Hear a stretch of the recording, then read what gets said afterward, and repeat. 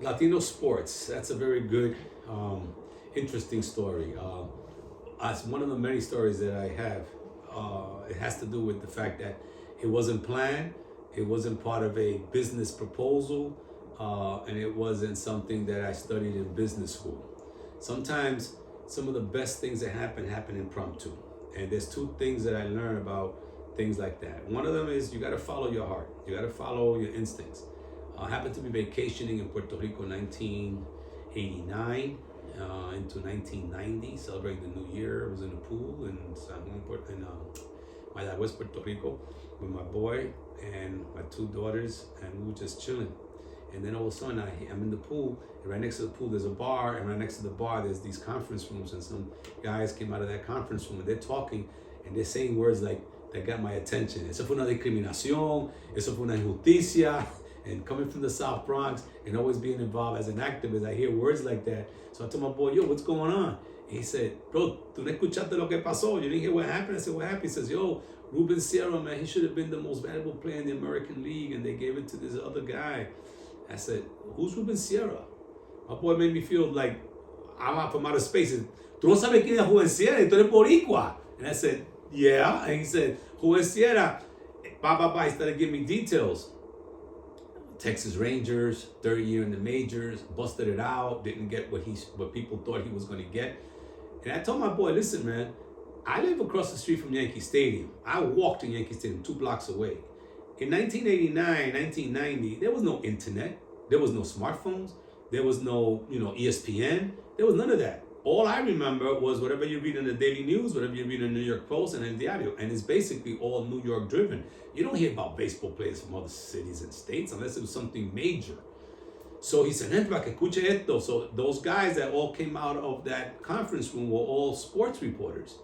And he told him, mira, él es boricua de Nueva York y él no sabe de Ruben Sierra, explícale. So they told me, the top dude in the American League, out of the 7 offensive categories, he had led in 5, single, double, triple home runs, blah, blah, blah. And unfortunately, they gave the award, most valuable player in the American League, to Robin Yount, who also had a good year for the Milwaukee Brewers. But if you look at Ruben's numbers, you can tell that, Ruben was, he should have been definitely considered, above.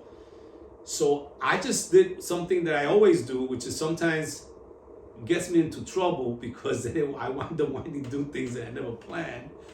I said, I'm going to give him an award. And everybody looked at me and said, le voy a dar un premio. ¿Cómo tú le vas a dar un premio a Rubén? Yo dije, bueno, because yo vivo 2 blocks from Yankee Stadium, the old Yankee Stadium, not the new one. And as children and growing up in the South Bronx all my life, which I've been here now 69 years, growing up here sometimes, not having the money to go see a game, but the park is right there where the parking lot is for the Yankee players and where the buses drop off the players. And whenever we were in the park playing handball, paddleball, or basketball, or whatever, guess what? When we saw the buses come or we see the players, we could look to the fence and say, oh shit, look who's there, Mickey Mantle, oh, look who's there, blah, blah, blah. So we would run out and stand, the police would put up the barricades, the wooden horses on the side, so you can't cross, but you can stand there, and the players were as close as this camera is to me. So you can talk to a player and say, yo, blah, blah, blah. And some of them would stop and some of them would wave at you. And for a kid to see one of these stars of the Yankees of those days wave at you, that's big time. So even though we couldn't go to the game because we couldn't afford it, at least you could see these players. Unfortunately, you can't do that today. Most players going through tunnels and you don't see them. You got to pay $300 just to sit up close to see them during batting practice. But in those days, we were able to do that. So I thought, you know what? He has to come. Every team comes to New York, American and national. He plays for the Texas Rangers. He has to come to New York.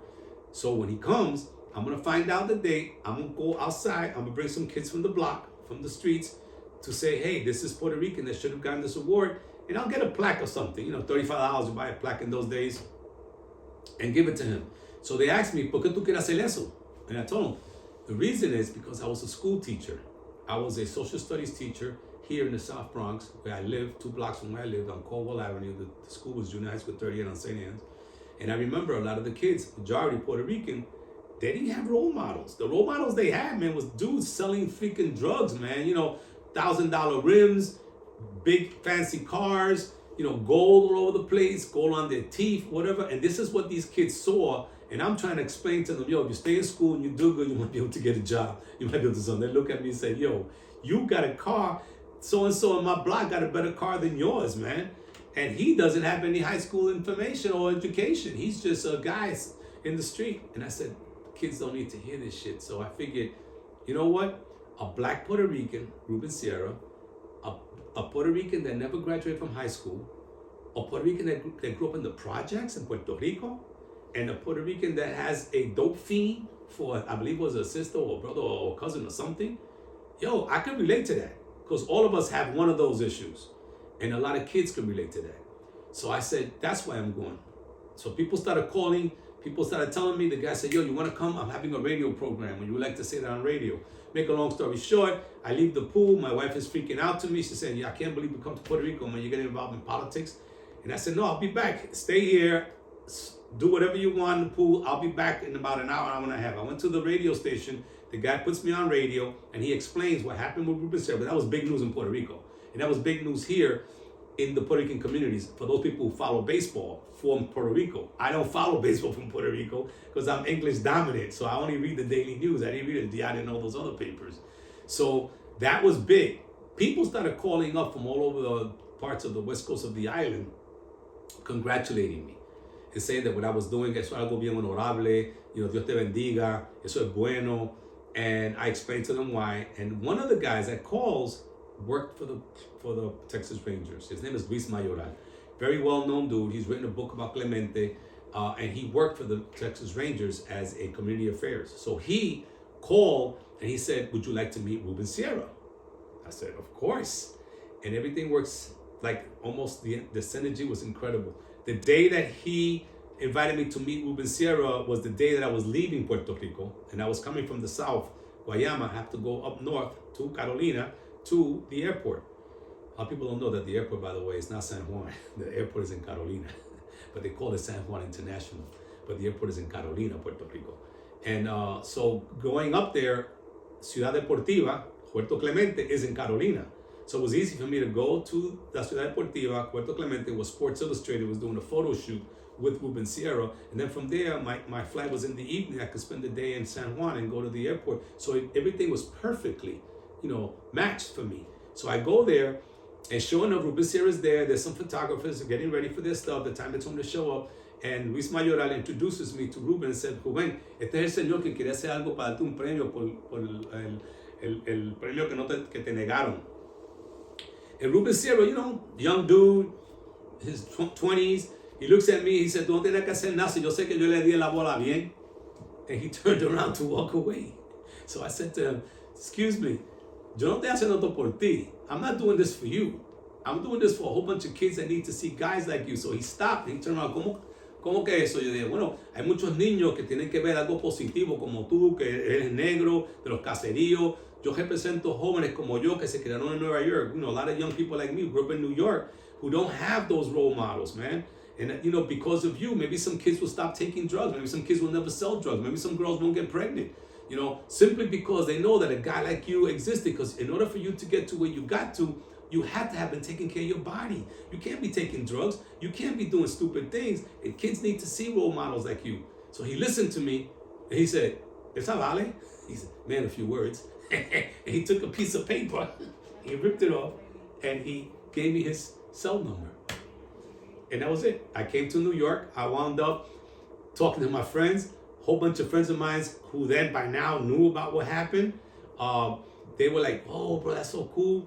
And guys who were Puerto Rican, who own businesses, then basically said, you know what? I'll give you some money so you can do this event. And they wound up giving me, collecting almost $2,000 from different business owners, barbershop, mechanics, all Boricua, gave me money.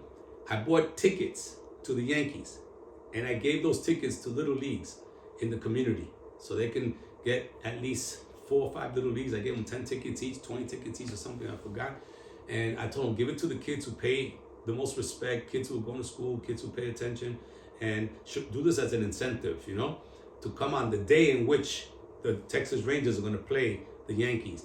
And we're all going to sit him in right field so they can see him. And then I was going to be outside, but I was going to give him the award. waiting for him because he already knew about it. Everything was fine, except that I started looking that on the day that we were planning, April, because they were coming in the first week of April, which was cool. That's when baseball season starts, April. It looked like it was going to rain. And I said, shit, if it rains, man, I'm going to be outside with a bunch of kids, man. That's not going to be cool. So I asked the Yankees, right, the security and whatever, is it possible for me to go to the entrance of the back where the players go in, just to go there and give them the award? The Yankees said no. They said that, but they're not in the business of honoring anybody who's not a Yankee. And I got pissed off, and I said, but wait a minute, you guys never do anything for the Puerto Rican community. I've been living here all my life, man. I never seen the Yankees say anything in Spanish or promote my community to come here, yet we're surrounding the stadium. And I'm not a Texas Ranger fan. I'm a Yankee fan. You know, but the fact is, he's Puerto Rican. And there's so many Puerto Ricans here. This will help you guys because it will show that you're doing something for our community. They didn't want to hear it. The synergy of the world is incredible. I had just been involved in the campaign to help elect the first African-American mayor in New York City, David Dinkins. I was the one that wrote Latinos for Dinkins, the actual proposal that was submitted to them so that if you follow this, you might be able to get more of the Latino vote. And as a result, I was every week talking to Dave Dinkins, Bill Lynch, his campaign manager. They would call me, Julio, we're going to Brooklyn. We're going to go to this community. You know, what do you think David should say? And I knew the community because I was always involved in all aspects of the Puerto Rican community. So I said, if you're going to go to Sunset Park, there's a guy by the name of so-and-so. He's like the guy there. Go make sure that you reach out to him. And when you go there, you're going to talk about this, because I will do my research and find out, ¿cuáles son los temas aquí? ¿Cuáles son los problemas más grandes aquí? Si el tipo que va a coger para alcalde viene para acá. If the guy who's going to run for mayor is coming to your hood, what are the things you want him to talk about? So they would tell me shit because I knew activists all over. So David was like super infatuated with me. Boom, boom, boom. Long story short, he wins. So I still got connections with the guy who's mayor. They offered me the job as Latino director for Latino Affairs for David Dinkins. I didn't take the job because I want to show them I didn't do this for a job. Especially then, I didn't need it.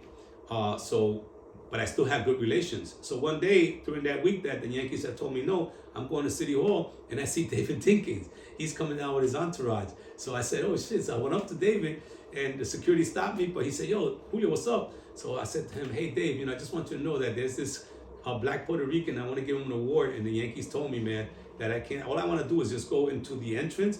And they told me no, that I have to give it to him in the parking lot. He said, Julio, call the Yankees and tell them that the mayor of the city of New York is going to be with you in the parking lot. That's all I had to do. I called the Yankees and told them, listen, it's okay, I'll be in the parking lot. I just want you to know that the mayor is going to be with me in the parking lot. He said, excuse me? He said, why you want to insult us like that? I said, listen, I don't want to insult anybody. I just want to tell you that that's what's going to happen. So they called me up. They wanted me to go to Yankee Stadium. I went to Yankee Stadium for the first time. I'm sitting with these white executives. For a guy who couldn't even get into Yankee Stadium unless I bought a ticket, I wanted to give this award and you were not letting me do it over here. And I happen to know the mayor. And I told him the mayor wants to be here. So what can I do? So they said, no, it can't happen like that, blah, blah, blah. So bottom line is they went to the extreme.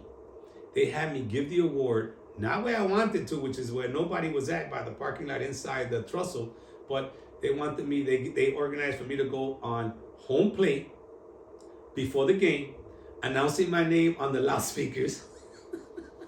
And Ruben Sierra comes out on home plate. And I didn't know, but this is the first time in the history of Yankee Stadium that they were giving an award to a non-Yankee. It happened to be a Puerto Rican, a black Puerto Rican. Later on, I want to write a book about this eventually. But the bottom line is that I knew where our kids were. The 100-something tickets we bought, they were all in right field, where he plays right field. And we had a banner that said Ruben Sierra, Latino MVP. But I didn't invite other people. But because it was in the newspapers, a friend of mine wrote it in the Daily News. People were coming from other parts of the country, because people came from Philadelphia, people came from New Jersey, people came from Connecticut. And I saw signs because now I'm in home plate looking at fans. And I know where our kids were, but I saw right in front of us, like almost behind home plate in the back, these two guys well-dressed with a big sign that said, and I got a picture of it, Ruben Sierra, you're the real underlined MVP. Then I saw some other ones on the other side of left field, and it said, Ruben Sierra, you're the MVP. Another sign said, respect our community, blah, blah, blah. And I said, wow. So they hit me, and I realized that I touched the nerve. I realized that, wow, a lot of people felt like I felt. And I decided we don't have to wait for anybody to tell us who our role models are. We decide who our role models are. In 1990, I decided I was going to give that award every year. It's been 34 years today, and that award has been now considered the most prestigious award given to Latino baseball players. It's the oldest award, and is now sponsored by Major League Baseball. And Major League Baseball is so interested in it that they're negotiating with me to take it to a step further on a national level with them. So, essence of the story, that sometimes you do things without chasing money. You do things because it's the right thing to do. And guess what?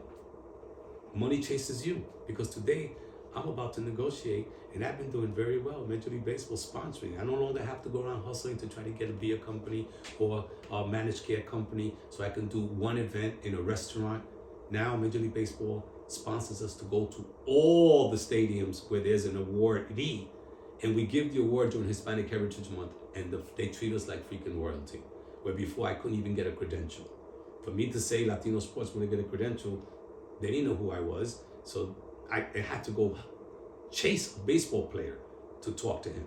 Today, I go to a stadium and I say Latino Sports, they bring the baseball player to me. They treat me like ESPN. And that's all because I did the right thing. That's Latino Sports. You want to know more? Visit LatinoSports.com, where we not only have that, but we also have our apparel, we have other things. And the fact that out of that noble gesture, that today we are poised to developing an empire where we not only give an award, but LatinoSports.com as a site that has one of the best news coverages, not box scores. Anybody can read box scores. Who won, who hit a home run, who knocked out this guy, who scored a touchdown, what was the NBA score. We don't do that. For that, you can go to any other site with your phone and find out the scores. But we'll give you the stories. We were the ones that broke the story of Carmelo Anthony being Puerto Rican. Nobody knew Carmelo Anthony was Puerto Rican when he was a high school senior. We went to Baltimore, spoke to his mother, spoke to Carmelo about him not knowing that he was Puerto Rican. We were the ones that broke the story about Bernie Williams. People thought Bernie Williams was black because he spoke perfect English. He's black, and nobody ever interviewed him in Spanish. We were the ones that broke the story that Bernie Williams, his real name is Bernabe Williams, because Puerto Rico was invaded by all types, so that's why our last names are not all Latino. And perfect Puerto Rican, we broke that story. We were the ones that also got Major League Baseball to expedite having interpreters for Spanish-speaking players. We were the ones that also expedited Major League Baseball to put accents on names. We were the ones that also, took on Major League Baseball when they had 100 years of baseball and not one Latino was in that century team. You mean out of 100 players since the beginning of baseball, and you don't have Clemente there? You don't have Luis Aparicio there? You don't have Juan Marichal there? So we protested, and we were able to get at least their attention of what they did was wrong. And the big one was when they had the All-Star game in Arizona. Arizona had just passed one of the most anti-Latino immigration laws in the country, where the police can stop anybody that they wanted to if they were brown skinned or if they thought they were an undocumented, immigrant, without having to do habeas corpus or anything. They can just stop you, ask for an ID, and if for whatever reason you don't have an ID, you go into the precinct until they find out. And they were gonna have an All-Star game in that city?